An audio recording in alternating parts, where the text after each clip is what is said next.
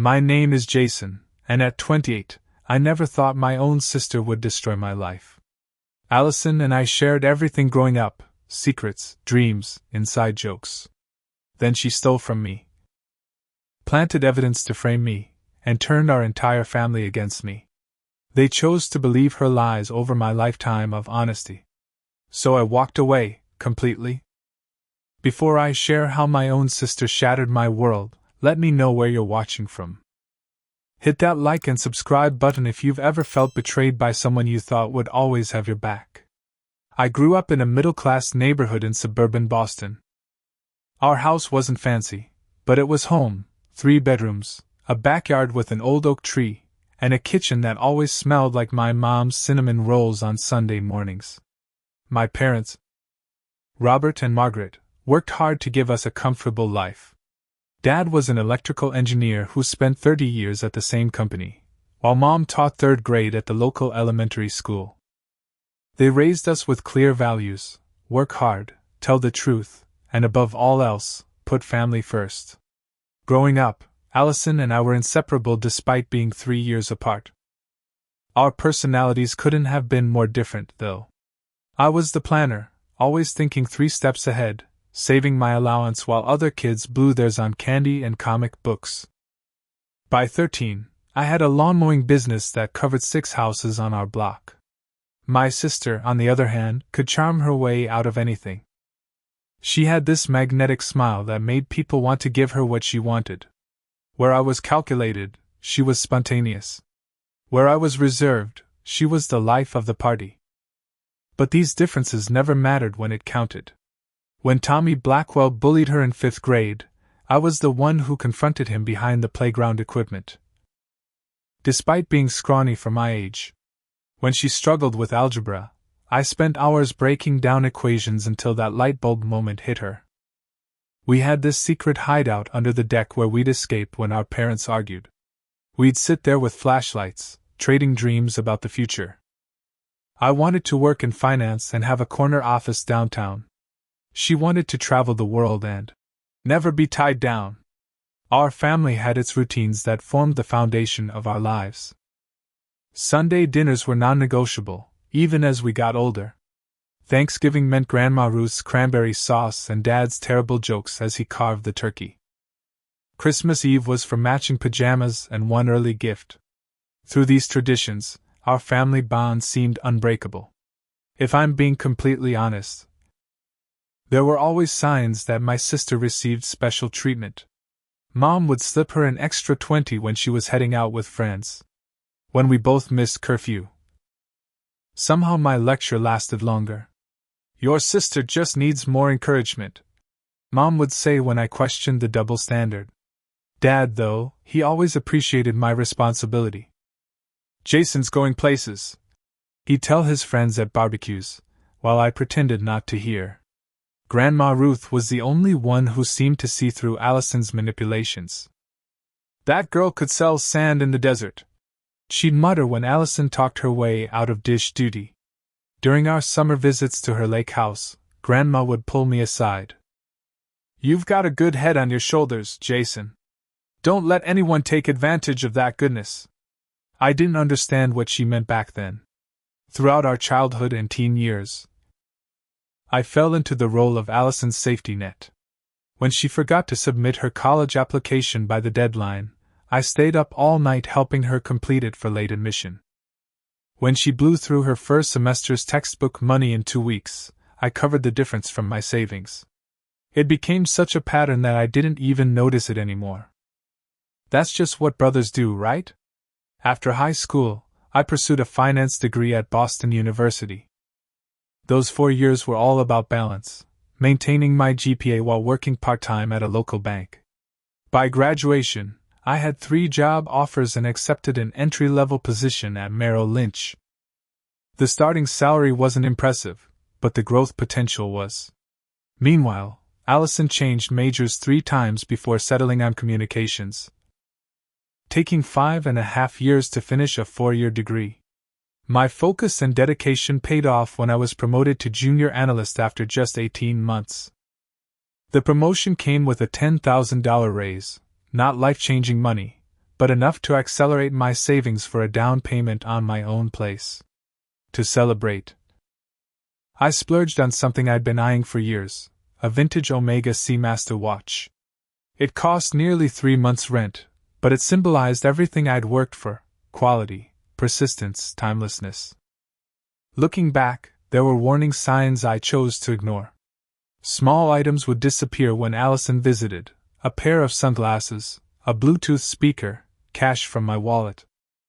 She'd call with increasingly dramatic financial emergencies. Her car needed repairs she couldn't afford. Her roommate moved out unexpectedly, leaving her short on rent.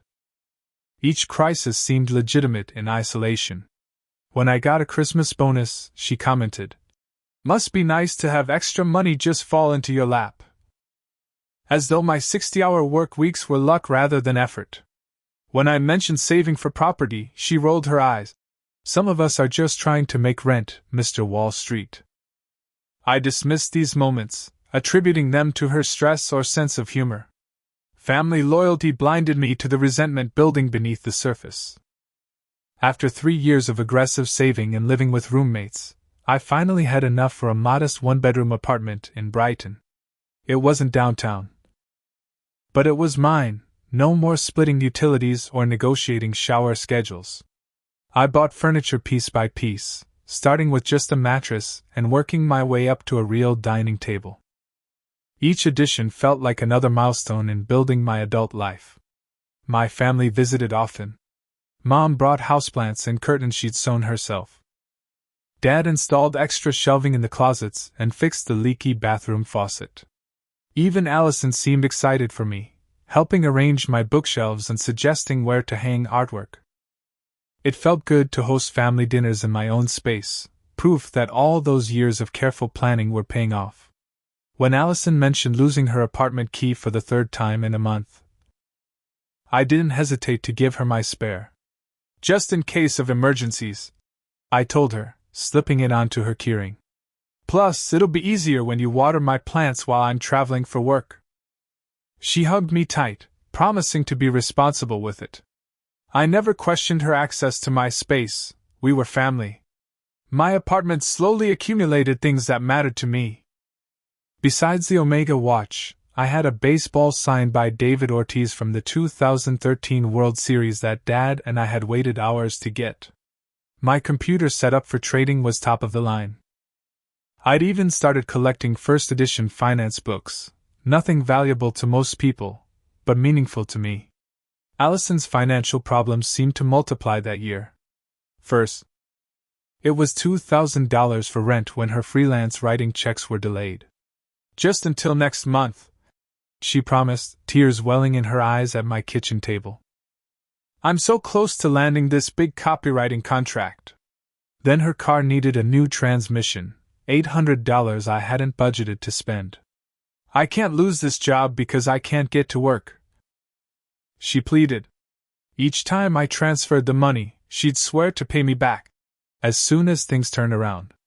I also noticed that whenever we went out together, her wallet was mysteriously missing when the check arrived. "I'll Venmo you," became her catchphrase, though the payments rarely materialized. When I gently mentioned the mounting IOUs, she'd look hurt. "I can't believe you're keeping score. I thought family helped each other out." The first major incident happened after she stayed over following a dinner party at my place. I was getting ready for work the next morning when I realized my Omega watch wasn't on the nightstand where I always left it. I searched everywhere, under the bed, in the bathroom, between couch cushions. Nothing. When I called Allison to ask if she'd seen it, her response was immediate and defensive. "Why would I know where your watch is? Are you accusing me of something?" The hostility in her voice caught me off guard. No, I'm just trying to retrace my steps." I backpedaled. "I thought maybe you noticed it somewhere when you were here." "You probably misplaced it," she said, her tone softening. "You were pretty tired after everyone left. Check your jacket pockets or maybe the kitchen counter." I spent hours searching every inch of my apartment, increasingly confused. I was meticulous about the watch, always placing it in the same spot. After exhausting all possibilities, doubt crept in. Had I been careless for once? Was I losing my mind? Over the next few weeks, other items disappeared too. The signed baseball vanished from its display case on my bookshelf. $300 in emergency cash I kept in my desk drawer was gone. Even the gift cards I'd received for my birthday, totaling about $200, seemed to evaporate from the envelope I'd stored them in. Each disappearance followed a similar pattern. Allison would visit, and within a day or two, I'd notice something missing.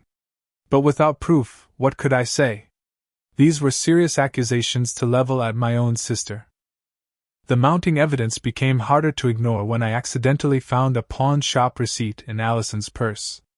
She'd asked me to grab her phone charger while she was in the bathroom. And the crumpled paper was right there beside it. Grand Pawn on Commonwealth Avenue had given her $300 for a men's vintage timepiece, the day after she'd stayed at my apartment. My stomach dropped, but I shoved the receipt back before she returned. I needed to process this betrayal. That same week, my coworker mentioned seeing Allison at Newbury Street wearing new designer boots that I knew cost at least $500. "Your sister's got great taste," he commented casually, unaware of the bomb he just dropped. The final confirmation came when my friend Brandon texted me a screenshot from Facebook Marketplace. Someone selling a baseball with a signature that looked remarkably like the one missing from my shelf. The seller's profile picture was cropped, but I recognized the necklace the person was wearing. It was the silver pendant I'd given Allison for her 25th birthday. The evidence was mounting. But confronting her meant acknowledging a truth I wasn't ready to face. My sister, my childhood defender and confidant, was systematically stealing from me. Each night I'd lie awake, torn between family loyalty and the growing certainty of her betrayal. The sister I thought I knew would never do this. But the evidence suggested I'd never really known her at all. Mom's 60th birthday celebration was supposed to be a happy occasion. Dad had rented out the private room at her favorite Italian restaurant in the North End. And relatives from across Massachusetts gathered to celebrate. Cousins I hadn't seen in years made the trip. Even Aunt Patty flew in from Chicago. I arrived early to help Dad with the decorations, hanging photos from Mom's 6 decades that we'd secretly collected. When Allison arrived, all eyes turned to her. She wore a new dress that probably cost her entire month's income, and carried a professionally wrapped box that seemed too large for her to afford. Throughout dinner, she commanded attention with stories and toasts, positioning herself as the devoted daughter. I noticed her glancing my way whenever she mentioned family loyalty, as if daring me to contradict her performance. After the tiramisu was served, Allison presented her gift with theatrical flourish. Inside the box was a diamond tennis bracelet that must have cost thousands. Mom gasped, tears welling in her eyes as Allison fastened it around her wrist. "Only the best for you, Mom," she announced to appreciative murmurs from the relatives. Dad looked concerned. He and I had coordinated on a weekend spa package that now seemed inadequate by comparison. "How did you afford this?" I whispered when I caught Allison alone by the restrooms. "Some of us are doing better than you think," she replied with a smug smile. "Maybe if you weren't so busy counting your pennies, you'd see that I'm finally succeeding." The celebration continued at my parents' house with coffee and additional desserts. Everyone was relaxed and happy, gathered in the living room sharing stories about Mom. That's when the evening took its devastating turn. Mom suddenly stood up, hands patting her neck and collarbone. "My necklace," she gasped. "Where's my necklace?" The diamond pendant had been a 20th anniversary gift from Dad, rarely removed from her neck. The party instantly transformed into a search party. Relatives checked under furniture, retraced Mom's steps, and patted between couch cushions. Dad looked especially panicked. The necklace was insured, but the sentimental value was irreplaceable. I joined the search, checking the bathroom and kitchen thoroughly. After 20 minutes of increasing tension, Allison's voice rang out from the foyer. "I found it!" she called. Her tone a mixture of relief and something else I couldn't identify. Everyone hurried toward her as she held up the diamond pendant, its chain dangling between her fingers. Where was it? Mom asked, reaching for her precious jewelry. Allison's expression shifted to one of discomfort. It was in Jason's coat pocket. She looked at me with what appeared to be reluctance. I was checking all the coats hanging by the door and felt something in your pocket. The room fell silent. All eyes turned to me. My mouth opened but no words came out. That's impossible. I finally managed. I never touched Mom's necklace. Allison's eyes welled with tears. I didn't want to say anything, but she took a shaky breath. This isn't the first time I've noticed things around Jason that didn't belong to him. The blood drained from my face as I realized what was happening. What are you talking about? She turned to our parents, tears now streaming down her cheeks. I've seen Mom's earrings in his apartment. That silk scarf from Aunt Patty that went missing last Christmas. I thought maybe they were gifts, but she let the implication hang in the air. That's a lie. I stepped toward her, my voice rising with desperation. She's making this up. She's the one who's been stealing, from me, from all of us. But my protest sounded hollow against her tearful performance. The damage was done. Mom clutched her recovered necklace, looking at me as if seeing a stranger. Dad's expression hardened into one I'd never seen directed at me, disappointment mixed with disgust. I think you should leave, Dad said quietly. Dad? You can't seriously believe. Just go, Jason. We'll talk about this tomorrow when everyone's calmed down. Aunt Patty pulled her purse closer to her body as I passed. Uncle Greg stepped between me and his teenage daughters. My cousin Mark, who I'd shared a room with during childhood summers, stared at the floor rather than meet my eyes. Only Grandma Ruth looked uncertain, her gaze darting between me and Allison with narrowed eyes. The drive home was a blur. My phone buzzed continuously with messages from family members. Some expressed shock, others disappointment. My cousin Sarah, who I'd helped move into her college dorm just months earlier, wrote, I always looked up to you. How could you do this? Allison was methodical in her character assassination. She called relatives one by one, spinning elaborate stories about noticing her missing jewelry at my apartment, about catching me rifling through Mom's drawers when I thought no one was home, about confronting me privately, and my supposed threats to discredit her if she told anyone.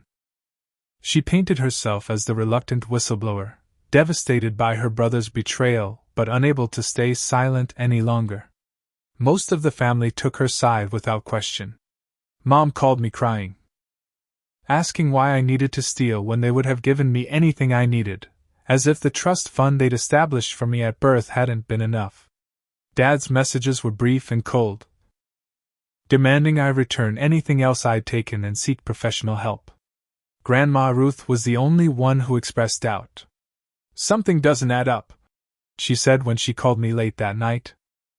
Your sister's always been a performer, but this show seems too rehearsed. Her support was a tiny lifeline in a sea of rejection, but it wasn't enough to counter the family consensus. Jason had become a thief, a disappointment, a black sheep. I spent that night alternating between rage and despair. How had Allison orchestrated this so perfectly? The necklace must have been in her possession all along, planted in my coat at the perfect moment. The casual mentions of missing items over the past year suddenly made sense. She'd been laying groundwork, creating a pattern that made her final accusation believable. I called Mom the next morning, determined to defend myself, but she cut me off mid-sentence. I don't want to hear your excuses, Jason. I raised you better than this. When I tried to explain about the pawn shop receipt and the evidence of Allison's thefts, she accused me of trying to deflect blame. Your sister would never do such things.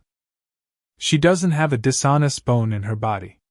That phrase, so breathtakingly false in light of what I knew, made me realize how completely Allison had fooled them all. Or perhaps more accurately, How willing they were to be fooled because her version preserved their image of the perfect daughter while sacrificing the son they'd always expected to be strong enough to take it. By the end of that week, I was effectively excommunicated from my own family. Holiday invitations were rescinded. Group text messages no longer included my number. The weekly Sunday dinners continued without me. I'd become a family ghost, existing only in shameful whispers and cautionary tales. The destruction of my family relationships was just the beginning. 3 weeks after the birthday party incident, my department head called me into his office. His usually friendly demeanor was replaced with uncomfortable formality as he closed the door. "Jason, we've received concerning information about you." He shuffled papers on his desk, avoiding eye contact. "Someone called expressing worry about your trustworthiness with client assets." My blood ran cold. "What? Who called?" They asked to remain anonymous, but they identified themselves as family. He cleared his throat. "They felt ethically obligated to warn us about recent incidents." Allison. It had to be Allison. The meeting with HR that followed was excruciating. I maintained my innocence while they documented my responses with clinical detachment. Though they couldn't fire me based on unsubstantiated allegations, the damage was done. I was removed from several key accounts. As a precaution, my performance review was postponed indefinitely. The promotion track I'd been on suddenly disappeared. The whispers started immediately. Coworkers who once invited me for happy hours now made excuses when I approached. Documents were double-checked when they passed through my hands. My desk drawer, which I'd always left unlocked, was found forcibly opened one afternoon. Nothing was missing, but the message was clear: I wasn't trusted. Only Brandon from the research department maintained faith in me. "This doesn't track with the Jason I know," he said during a lunch where we sat conspicuously alone in the corner of the cafeteria. "You're the guy who returned a $100 bill you found in the copy room. No way you're stealing from your own mother." His support was crucial. But it couldn't stop the social avalanche that followed. Friends I'd known since college became suddenly busy whenever I suggested getting together. My fantasy football league, a tradition for 7 years, voted to take a break from including me. Text threads went quiet when I joined them. When I was tagged in a photo at a concert, one former friend commented, "Watch your wallets around this one." The comment received 12 likes before I saw and deleted it, including from people I'd considered close. Through social media, I watched Allison's performance evolve. She posted vague updates about healing from family trauma and supporting loved ones through addiction, never naming me, but ensuring everyone knew who she meant. She created a private Facebook group that several relatives joined, which I later learned was supposedly for supporting family members affected by Jason's behavior. She systematically took over family events that had once included me. For Dad's birthday, she organized a fishing trip, something he and I had always done together. She volunteered to host Thanksgiving, effectively ensuring I couldn't attend. When our cousin got engaged, Allison immediately offered to plan the bridal shower, positioning herself as gatekeeper to another family milestone. Most painfully, she began claiming family heirlooms that had been promised to me. The vintage record collection Grandpa had specifically mentioned I should have. Dad's first edition Hemingway books that he'd always said would be mine someday. She took possession of these treasures by telling our parents she was safeguarding them from potential pawning. All while systematically destroying my life, Allison portrayed herself as the victim. "It's so hard watching someone you love struggle with honesty," she told anyone who would listen. "I'm trying to support him with tough love." Her social media filled with inspirational quotes about forgiveness and articles about helping family members with problematic behaviors. Just when I thought things couldn't get worse, they did. On a Tuesday evening, a knock at my door revealed 2 police officers.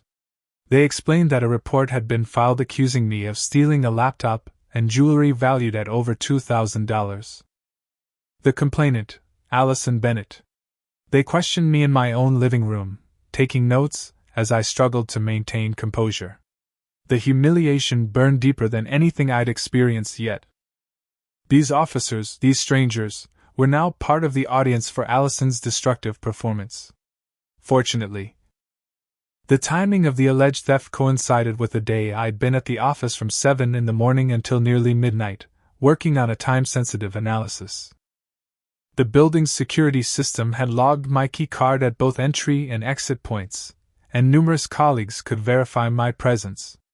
The investigation was dropped, but the experience left me shaken. That night, lying awake at 3 in the morning, I hit rock bottom. My family had abandoned me. My career was derailed. My reputation was in tatters. Depression settled over me like a physical weight, making even simple tasks exhausting. The future I'd worked so methodically to build was crumbling, and I had no idea how to stop it. After calling in sick for 3 consecutive days, something I'd never done before, I finally reached out to a therapist. Dr. Marshall listened without judgment as I poured out the entire story, half expecting her to think I was paranoid or lying. Instead, she asked pointed questions about family patterns and helped me see the dysfunctional dynamics I'd normalized. "Your sister's behavior shows textbook signs of pathological manipulation," she explained. "And enabling family systems often sacrifice the mentally healthier member to maintain their denial about the truly troubled one." During our 4th session, something shifted inside me. "I think I need to walk away," I said, surprising myself with the clarity of the realization.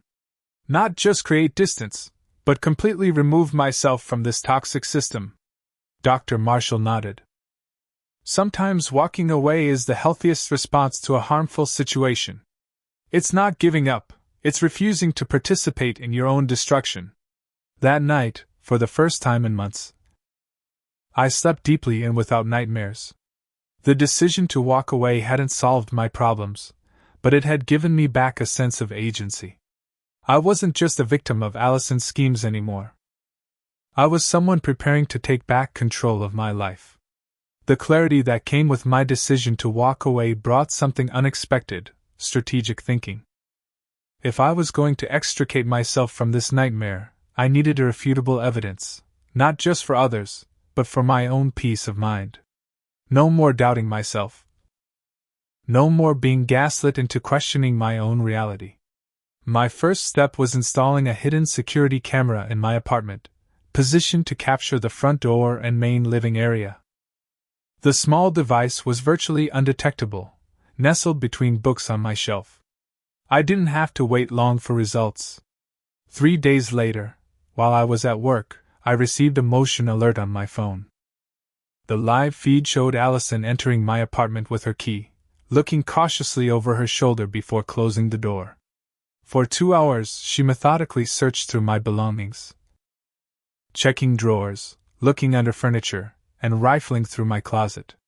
Before leaving, she pocketed a pair of cufflinks our grandfather had given me for graduation and some cash from my desk.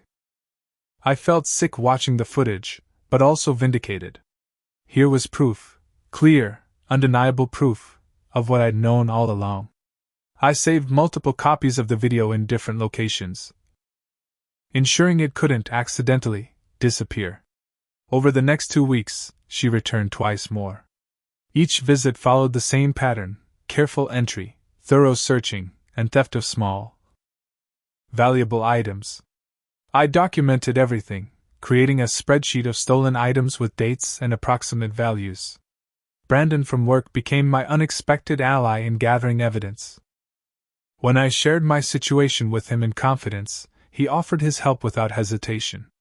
"My brother went through something similar with his ex," he explained. "I know how crazy making this gaslighting stuff can be." With his assistance, I began tracking online marketplaces and local pawn shops. We found my grandmother's emerald earrings listed on eBay under a username that was a variation of Allison's email address. My signed first edition finance books appeared on a specialized collector's site. Even my childhood baseball card collection, more sentimental than valuable, was being sold piece by piece at a card shop across town. Brandon accompanied me to several of these locations, helping me document everything. The owner of Commonwealth Pawn recognized Allison from my photo, confirming she was a regular customer, who always had interesting pieces with stories about inheritance or gifts. The financial investigation revealed even more.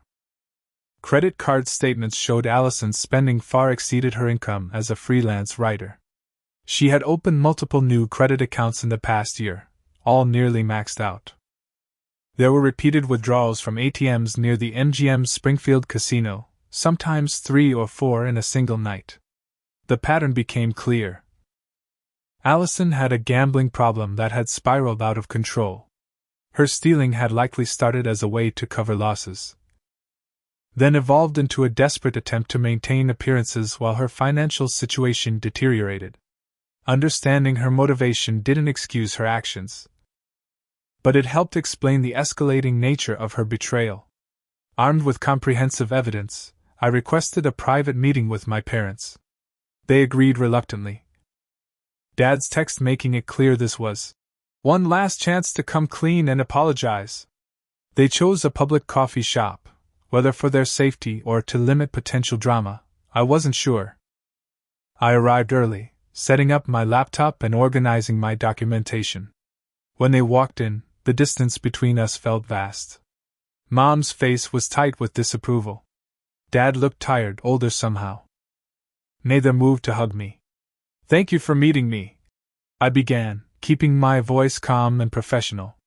"I know you think you know what's been happening, but I'm asking for 20 minutes of your time to show you something important." I started with the security footage.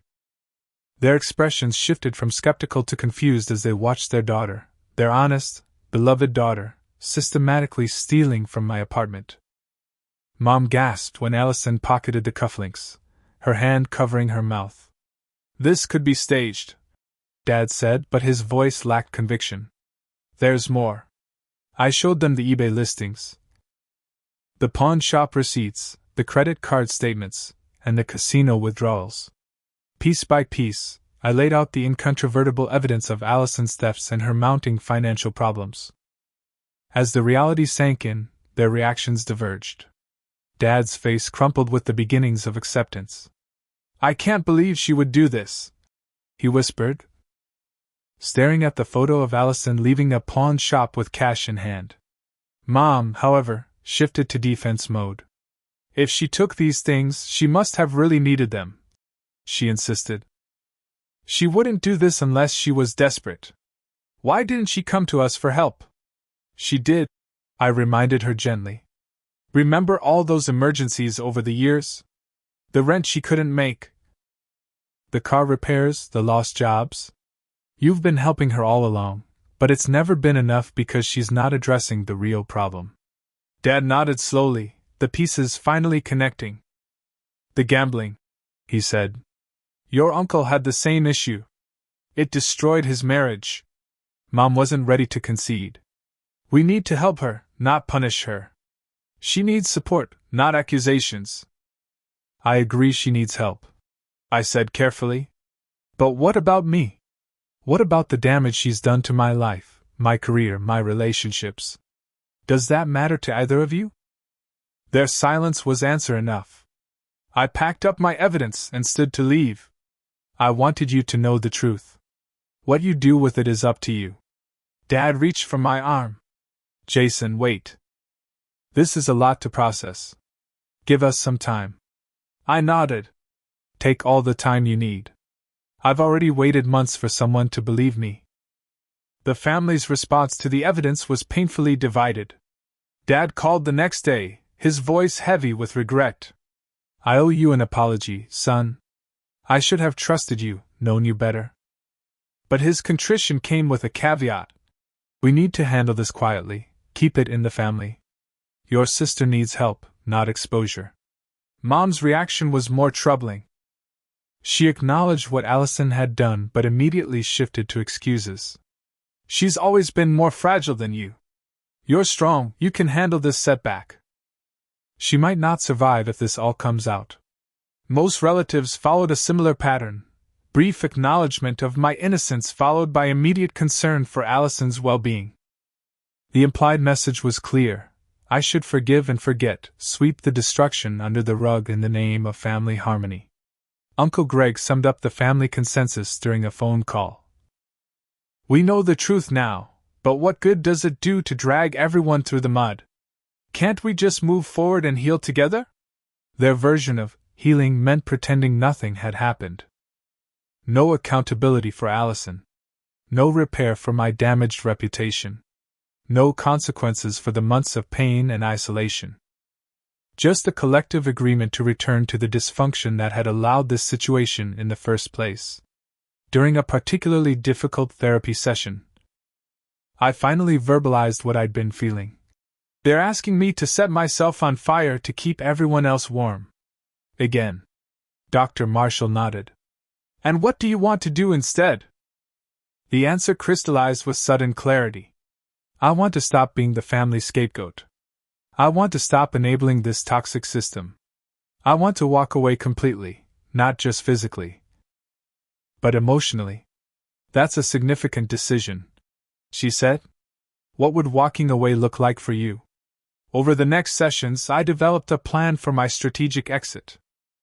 Not a dramatic storming out, but a calculated, final disengagement from a family system that had proven it would sacrifice my well-being for its own comfort. The process would be painful, but necessary for my survival and growth. Families can be like organisms, Dr. Marshall explained. When one part tries to change or heal, the rest of the system will fight to maintain homeostasis, even if that balance is dysfunctional. Your decision to walk away threatens their established patterns. For the first time in months, I felt empowered rather than victimized. I couldn't control Allison's actions or my family's response, but I could control my own participation in this destructive dynamic. Walking away wasn't surrender, it was reclaiming my autonomy. My exit strategy began with practical security measures. I found a new apartment in a building with doorman service and security cameras in all common areas. I didn't tell anyone in my family the address. I changed the locks on my current place immediately, eliminating Allison's access. All valuable or sentimental items went into a safe deposit box at my bank. Digital security came next. New passwords on all accounts, two-factor authentication everywhere possible. Credit freezes with all 3 bureaus. I created new email addresses and a separate phone number for professional contacts. My social media went dark, not deleted, but dormant and scrubbed of personal information. Brandon helped me move over a weekend, using his truck and recruiting 2 friends I could trust. We finished by Sunday evening, leaving no forwarding address. I took a week of accumulated vacation time to settle in and implement the rest of my plan. The legal aspects required professional help. I consulted with an attorney who specialized in restraining orders and harassment cases. After reviewing my evidence, she was confident we had grounds for a restraining order against Allison. The documentation you've gathered is impressively thorough, she noted, reviewing my spreadsheets and video evidence. Most clients come to me with far less. We filed the necessary paperwork, and I braced myself for the court appearance. When the day came, Allison didn't show up to contest it, perhaps knowing how damning the evidence would appear, or simply not taking the order seriously. Either way, the judge granted the temporary order, prohibiting her from contacting me or coming within 500 feet of my home or workplace. My attorney also drafted a formal demand letter detailing all stolen items with their approximate values, totaling over $15,000. The letter outlined potential legal consequences if restitution wasn't made within 30 days. We sent copies to both Allison and my parents, establishing a paper trail of formal notification. Protecting my professional reputation required a different approach. I scheduled a meeting with my department head and HR representative, bringing selected evidence that explained the situation without revealing too many personal details. I wanted you to be aware that the allegations against me were part of a family situation that has now been documented legally. I explained, showing them the restraining order. I'm not asking for special treatment, just an opportunity to rebuild trust based on my work performance rather than false accusations. Their response was cautiously supportive. The HR representative made notes in my file documenting our conversation. My department head assured me that future performance reviews would focus solely on measurable results. It wasn't perfect, but it was a start toward professional rehabilitation. The emotional preparation was perhaps the most challenging aspect of my exit strategy. Dr. Marshall helped me develop scripts for potential conversations, techniques for managing anxiety during confrontations, and strategies for building new support systems. You're grieving multiple losses, she explained. Not just family relationships, but also your sense of identity within that family structure and the future you imagined sharing with them. I worked through exercises to process this grief, writing letters I never sent and imagining conversations that might never happen. I built new routines to replace family traditions, Sunday morning hikes instead of family dinners, holiday volunteering instead of gift exchanges. Slowly, I began creating a life defined by my own choices rather than family expectations. Brandon introduced me to his friend group. People who knew nothing about my history and judged me only on our current interactions. I joined a rock climbing gym, finding unexpected solace in the focus required by the sport. I reconnected with college friends who lived in different states, people Allison had never met and couldn't influence. After 3 weeks of preparation, I was ready for the final step. One last family meeting. I requested everyone gather at my parents' house, neutral territory that held both good and painful memories. To my surprise, they all agreed. Perhaps hoping for reconciliation or closure. I arrived last, calm and prepared. The living room felt smaller than I remembered. Crowded with relatives who watched me with expressions ranging from hope to wariness. Allison sat beside Mom on the couch, her expression a practiced mask of concern. Thank you all for coming. I began, remaining standing. I wanted to speak with everyone together because what I have to say affects all of us. I laid out the facts methodically, without accusation or emotion. The thefts. The lies. The deliberate campaign to destroy my reputation. The gambling addiction underlying it all. I presented selected pieces of evidence, enough to be convincing without turning the meeting into a trial. I'm not here to ask for apologies or validation, I continued. I'm here to let you know that I'm removing myself from this family system. The restraining order against Allison is already in place. The demand letter for stolen property has been sent. My contact information has changed, and only Grandma Ruth will have my new details, at her discretion. The silence was deafening. Mom began to cry. Dad stared at the floor.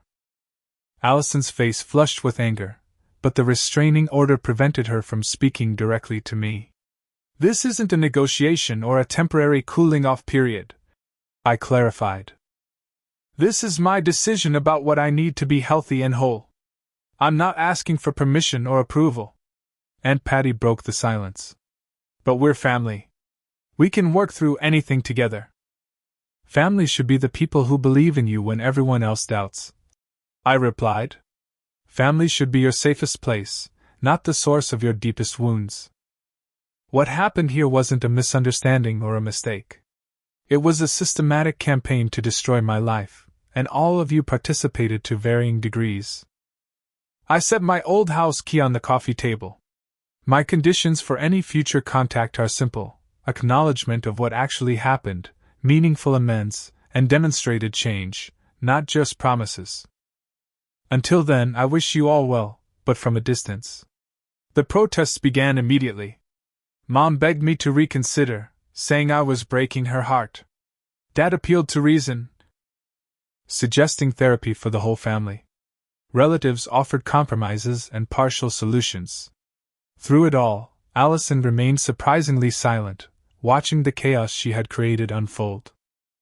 As the emotional appeals escalated, I felt a strange calm. This reaction, the guilt-tripping, the denial of my autonomy, the prioritization of family appearance over individual well-being, only confirmed that I was making the right decision. I've said what I came to say, I concluded, moving toward the door. I truly hope each of you finds peace and healing. Jason, please, Mom called as I reached for the doorknob. We can work this out. Just stay and talk more. I turned back one last time. I've been talking for months. Now I'm going to walk away and let my absence speak for me. As I drove away from my childhood home, I felt neither triumph nor despair, just the quiet certainty that I had finally chosen myself after a lifetime of being the family fixer, scapegoat, and safety net. The road ahead was uncertain, but for the first time in my adult life, it was truly mine to navigate. The first month of my new life passed in a strange blur of freedom and grief. My phone remained silent where family calls would have been. My inbox lacked the usual family drama emails. Holiday planning didn't involve negotiating uncomfortable dynamics. The absence of chaos was both peaceful and disorienting. Of course, my family didn't respect my boundaries immediately. The attempts to pull me back into the fold were persistent and predictable. Mom left tearful voicemails on my old number until it was disconnected. Dad sent emails oscillating between guilt trips and rationalization. Flying monkeys appeared in the form of distant relatives and family friends, all carrying variations of the same message. They're really sorry. They miss you. Family is family. Aunt Patty cornered Brandon outside his apartment building, having somehow discovered our friendship. She pressed a handwritten letter into his hands, begging him to deliver it to me. Tell him his mother cries herself to sleep every night, she added dramatically. Brandon, to his credit, gave me the choice of whether to read it. I declined. The most persistent flying monkey was my cousin Mark, who had been like a brother during our childhood summers at the lake. He showed up at my office building 3 weeks after the final family meeting, waiting by the entrance until I emerged. Just hear me out, he pleaded as I tried to walk past him. Everyone knows Allison was wrong, but cutting off the entire family? That's extreme, man. Is it? I stopped, genuinely curious about his perspective. If a friend treated you the way my family treated me, would you keep that friend in your life? He had no answer for that. Through it all, I maintained my boundaries with calm consistency. No angry outbursts, no defensive explanations, no negotiations. Just the steady message. My conditions for contact haven't changed. When they're met, we can talk.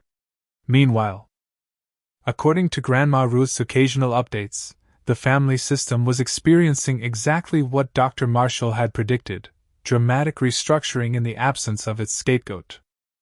Without me to blame and fix things, they had to confront their own dysfunction. Allison's behavior reportedly worsened without me as her target. She borrowed Dad's credit card for an online shopping spree. She was caught taking cash from Mom's purse. She missed family events with transparent excuses. Then posted social media photos from parties and casinos. Without me as the family problem, her issues became impossible to ignore. They're finally seeing what I've observed for years. Grandma Ruth told me during one of our weekly phone calls. Your sister needs real help, not enablers. And your parents need to face their role in all this. Financial strain hit the family as Allison's problems continued. Mom and Dad covered her rent for 3 months after she faced eviction. They paid off one of her maxed-out credit cards, only for her to run up the balance again within weeks. When she wrecked her car while driving impaired, they covered the deductible and increased insurance premiums. Your father mentioned remortgaging the house, Grandma reported. That's when I told him he wasn't helping her, he was helping her stay sick. I think it finally got through to him. While my family grappled with their new reality, I focused on rebuilding my life. The space created by their absence gradually filled with healthier connections and experiences. My performance at work improved without the constant stress of family drama. 6 months after the final confrontation, I received the promotion that had been derailed by Allison's interference, along with a significant raise. Brandon introduced me to his wider circle of friends, genuine people who accepted me without the weight of family history coloring their perceptions. I developed particularly close friendships with his roommate Marcus, who shared my interest in hiking, and his cousin Diana, who challenged me to think differently about everything from politics to pasta recipes. Diana and I eventually began dating, taking things slowly and mindfully. I was transparent about my family's situation, expecting it might scare her away. Instead, she appreciated my honesty and self-awareness. The fact that you recognized a toxic situation and had the courage to walk away shows incredible strength, she told me over dinner on our third date. That's rare. Through therapy, I rediscovered passions and interests that had been sidelined by family obligations. I took sailing lessons on the Charles River, something I'd wanted to do since college. I joined a book club focused on international literature. I volunteered teaching financial literacy at a community center. These activities weren't just hobbies, they were reclamations of my identity outside the family role I'd been assigned. 9 months after walking away, I received an unexpected call from Grandma Ruth. "Your parents have asked to meet with you," she said. "I think you should hear them out." "Have my conditions been met?" I asked, feeling the familiar tightness in my chest that accompanied any family contact. "Partially," she replied honestly. "There's been progress. Real progress, not just lip service." According to Grandma, the family system had finally experienced its reckoning. Allison had been caught stealing prescription medication from Aunt Patty during a family gathering. When confronted, her behavior had been so erratic that Dad had finally insisted on professional intervention. She was currently in a 90-day treatment program for gambling addiction and substance abuse. More significantly, my parents had begun their own therapy, both individually and as a couple. They were slowly recognizing the enabling patterns that had contributed to the family dysfunction. Mom had joined a support group for parents of adult children with addiction, where she was learning about boundaries and codependency. I agreed to meet them at a neutral location, a quiet cafe equidistant from our homes. Diana offered to wait nearby as moral support, but I decided to go alone. This was a conversation I needed to have on my own terms. They looked different somehow, older, humbler. Mom didn't rush to hug me as she once would have. Dad's handshake was firm but tentative. We ordered coffee and sat in awkward silence until Dad finally spoke. "We owe you an apology," he began, his voice steady. "A real one, not excuses or justifications. We failed you as parents by not believing you, by not even considering your side. We were wrong, and we're deeply sorry." Mom nodded, tears in her eyes but not falling. "We've been doing a lot of work to understand how we contributed to this situation. Our therapist calls it family systems theory, how we all played roles that kept the dysfunction going. You were the responsible one, the fixer, while Allison was the troubled one who needed saving. We reinforced those roles without realizing the damage we were causing." Their words were promising, but I remained cautious. "I appreciate hearing that. What about Allison? Where does she stand in all this?" "She's still in treatment," Dad explained. "The professionals say she's making progress. But it's early. Part of her recovery will eventually include making amends to those she's harmed, but they've advised against pushing that process too quickly." I nodded, appreciating the honesty. "And the rest of the family?" "Some understand better than others," Mom admitted. "Your Aunt Patty and Uncle Greg have come around completely. They've even joined us for some family therapy sessions. Others are still struggling with the changes. It's a process." "And what are you hoping for from this meeting?" I asked directly. They exchanged glances before Dad answered. "We're not asking for things to go back to how they were. That wouldn't be healthy for any of us. We're hoping to begin rebuilding a relationship with you, a new one, based on respect and boundaries. We understand if you're not ready, or if you need more time." Their response surprised me: no guilt trips, no emotional manipulation, no unrealistic expectations. Perhaps they had been doing the work after all. I need time to process this, I told them honestly. I appreciate the steps you've taken, but trust takes longer to rebuild than it does to break. They both nodded, accepting this boundary without protest, another good sign.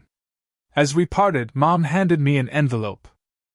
This is the first installment of repayment for the items Allison took from you. We've calculated the total value and set up a payment plan. It's not about the money, it's about taking responsibility. That meeting marked the beginning of a cautious, limited reconnection with my parents. We established clear boundaries, monthly coffee meetings at first, with explicit agreements about what topics were open for discussion. I maintained my separate life and independence, never sharing my home address or details about Diana until much later. Over time, some extended family members made their own attempts at reconciliation. I evaluated each case individually, accepting those who demonstrated genuine understanding and maintaining distance from those who expected instant forgiveness without accountability. Allison and I have had no direct contact since the restraining order. According to my parents, she continues to work on her recovery with periodic setbacks. I wish her healing, but remain firm in my boundary that any future relationship would require substantial evidence of change over an extended period. The lesson I learned through this painful journey wasn't about cutting people off or holding grudges. It was about the power of walking away from situations that diminish you. The courage to establish boundaries even when they're unpopular, and the freedom that comes from refusing to participate in your own destruction. Sometimes the most powerful statement you can make is your absence. Sometimes the greatest gift you can give others is the natural consequence of their actions. And sometimes the most important lesson you can teach is what life looks like without you in it. Walking away wasn't about punishment or revenge. It was about respecting myself enough to require respect from others. It was about recognizing that real love doesn't demand self-sacrifice at the altar of family harmony. It was about understanding that family should be defined by behavior, not just blood. Today, my life is fuller and more authentic than I could have imagined during those dark months of betrayal. I've created my own chosen family of friends who demonstrate their loyalty through actions, not just claims. Diana and I recently moved in together, building a relationship founded on mutual respect and healthy boundaries. My career continues to thrive without the drain of constant family drama. I still carry scars from what happened, but they've become part of my strength rather than sources of ongoing pain. I've learned to trust my perceptions even when others try to distort them. I've discovered that walking away isn't giving up, it's sometimes the bravest choice you can make.